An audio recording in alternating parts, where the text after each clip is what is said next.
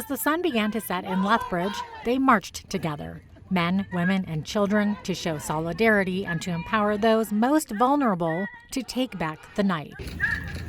Not the state.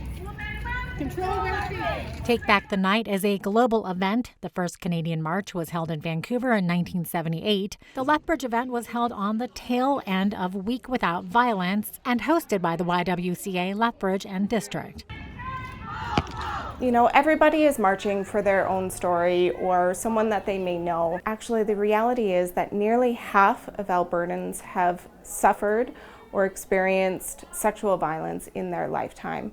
And when we think about that number, that's staggering. It is close to 2 million individuals that have had or been affected by sexual violence. In a tweet, Lethbridge Police Service stated that 1 in 3 women worldwide experience some form of sexual violence or intimate partner violence, that 1 in 6 men experience sexual violence, 2 in 3 transgender people have been sexually assaulted.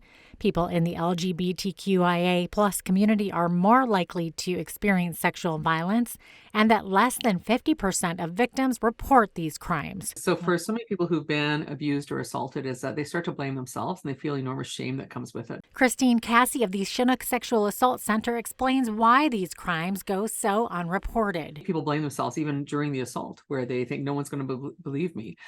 We also know that this also keeps people from going forward to make those police reports. So it's a small percentage that actually go forward to make the police reports. Going from blaming the victim, saying things like, don't wear that, stay away from dark corners, don't act like a victim.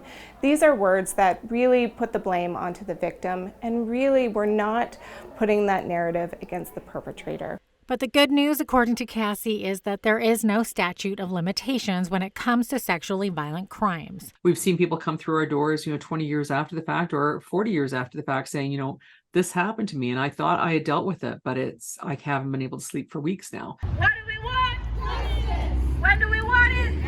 So they keep this as a very heavy burden for themselves, as if they are to blame when they aren't to blame. The only person to blame is the perpetrator. If you're a victim of a crime or need more support, contact the Chinook Sexual Assault Center at 403-694-1094.